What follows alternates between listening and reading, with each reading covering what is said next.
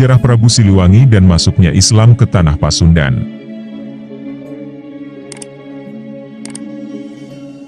Pakuan Pajajaran menjadi kerajaan yang cukup lama dalam mempertahankan ajaran leluhur, yaitu 500 tahun mempertahankan ajaran Hindu di tataran Sunda. Hingga akhirnya pada masa Prabu Siliwangi atau yang bernama asli Prabu Pamanah Rasa, tanah Sunda menjadi kerajaan Hindu-Buddha terbesar di Jawa Barat. Namun kuatnya pengaruh Prabu Siliwangi di tanah Sunda tetap saja tidak menjamin ajaran Hindu akan bertahan lama. Islam masuk dan bersatu dengan kehidupan masyarakat mengganti kepercayaan Sang Hyang, sehingga masyarakat Sunda saat ini identik dengan Islam. Tiar Anwar Bahtiar dalam artikelnya, Islamisasi Tatar Sunda yang berjudul Perspektif Sejarah dan Kebudayaan, menulis jika membicarakan Islam di Tatar Sunda, wilayah yang dimaksud adalah wilayah yang saat ini menjadi Provinsi Jawa Barat, DKI Jakarta, dan Banten. Mengutip Nina Herlina dan kawan-kawan dalam Sejarah Tatar Sunda, Tiar menyebut orang Islam pertama kali di wilayah Sunda adalah Haji Purwa atau Bratalegawa. Ia merupakan putra kedua Prabu Guru Pangandipara Marta Jaya Dewa Brata, atau Sang Bunisora, penguasa kerajaan Galuh kala itu. Ia memilih menjadi saudagar yang berdagang lintas negara. Melalui pernikahan dengan seorang muslimah, ia lalu menjadi muslim dan digelari Haji Baharudin. Dalam buku Peradaban Jejak Arkeologis dan Historis Islam di Indonesia, karya Hasan Muarif Ambari disebutkan, terdapat sumber naskah Cirebon misalnya Babat Cirebon yang mengungkapkan hal tersebut. Naskah itu diteliti dan diterbitkan Rinkes dan J.C. Brandes. Di Jawa Barat, dalam penelitian Rinkes dan J.C. Brandes soal Babat Cirebon disebutkan, terdapat dua tempat penting yang menjadi pusat penyebaran Islam ke Jawa Barat.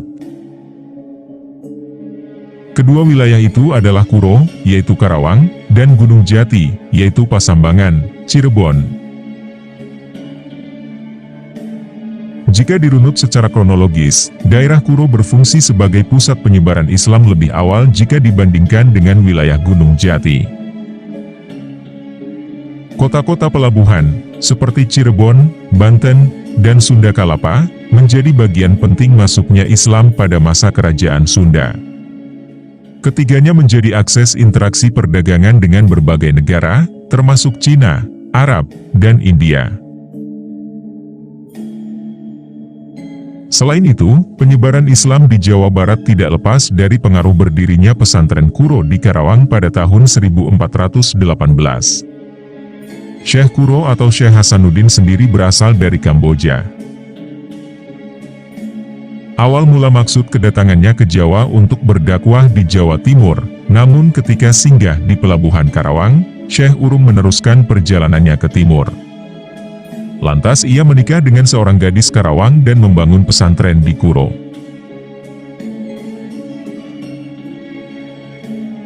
Seperti juga Sunda Kalapa, ketika itu Karawang termasuk wilayah kerajaan Pajajaran yang dipimpin Prabu Siliwangi. Ketika Sang Prabu mengunjungi pesantren Kuro, beliau jatuh hati pada seorang santri bernama Subang Larang. Menurut Carita Purwaka Caruban Nagari, karya Pangeran Arya Cerbon yang ditulis pada tahun 1720. Nama asli dari Nyai Subang Larang adalah Kubang Kencana Ningrum. Ia merupakan anak dari Ki Gedeng Tapa yang lahir pada tahun 1404.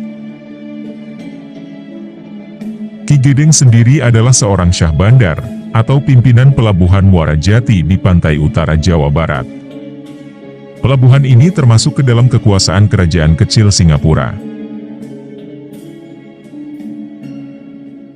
Sebelum memperistri Nyai Subang Larang, Prabu Siliwangi harus memenuhi beberapa syarat yang diberikan oleh guru sang calon istri, yakni Syekh Hasanuddin, dari Pondok Kuro, Pura Dalem Karawang.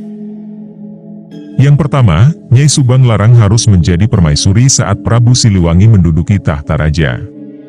Dan yang kedua yaitu, ia diperbolehkan tetap menganut agama Islam sebagai kepercayaannya, karena Nyai Subang Larang merupakan penganut Islam yang taat dan murid kesayangan Syekh Hasanuddin.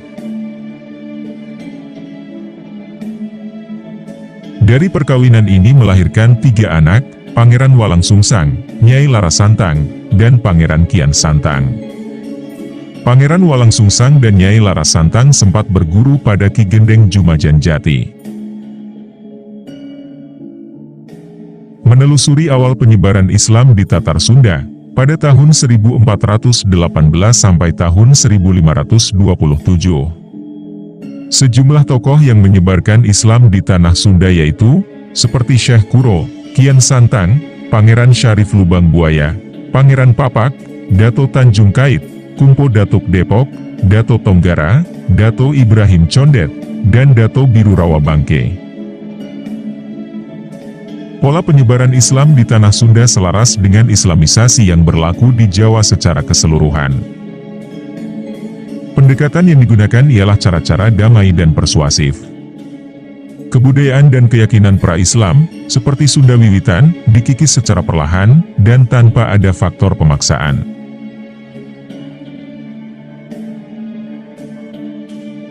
Mengutip Dadan Wildan dalam bukunya, Perjumpaan Islam dengan Tradisi Sunda, membuktikan Islamisasi yang gencar di tanah Pasundan ketika itu, tidak memaksakan komunitas Baduy Desa Kanekes Kecamatan Leuwi Damar Kabupaten Lebak.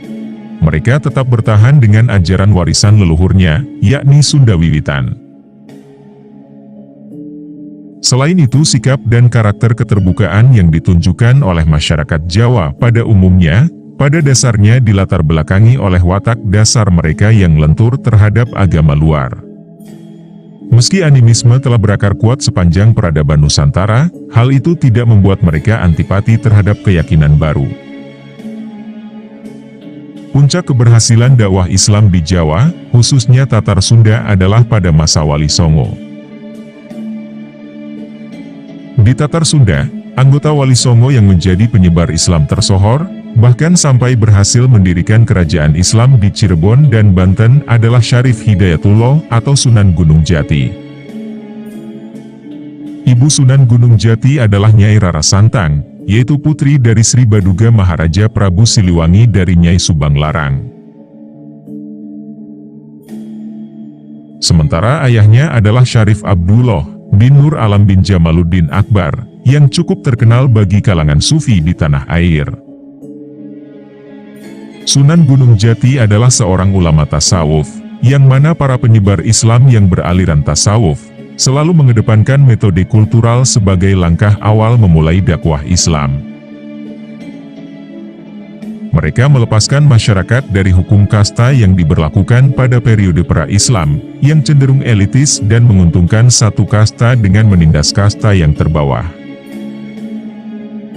Beliau juga mampu masuk kepada lapisan masyarakat bawah yang masih pekat terhadap kepercayaan yang telah lalu. Kemudian ia mencari apa yang dibutuhkan, kegemaran, kebiasaan masyarakat, dan apa problem yang terjadi di masyarakat untuk kemudian diberi solusi.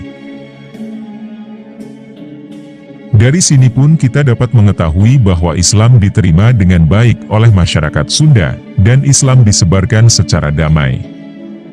Karena pada dasarnya Sunan Gunung Jati menggunakan metode yang diterapkan oleh baginda Rasulullah. Tuntunan Rasulullah bahwa dalam berdakwah harus dibina atas 4 dasar pokok, yaitu al-huluj balahah, yaitu alasan yang jitu, al-asalibul hakimah, yaitu suasana kata yang bijaksana dan penuh hikmah. Dan juga al-adabu samiyah, yaitu sopan santun yang mulia, dan asiasatul hakimah, yaitu siasat yang mulia. Tidak hanya Sunan Gunung Jati, semua wali pun menggunakan metode yang sama. Itulah pembahasan kali ini yang dapat admin bahas dan semoga bisa menambah sedikit wawasan sejarah untuk kalian semua.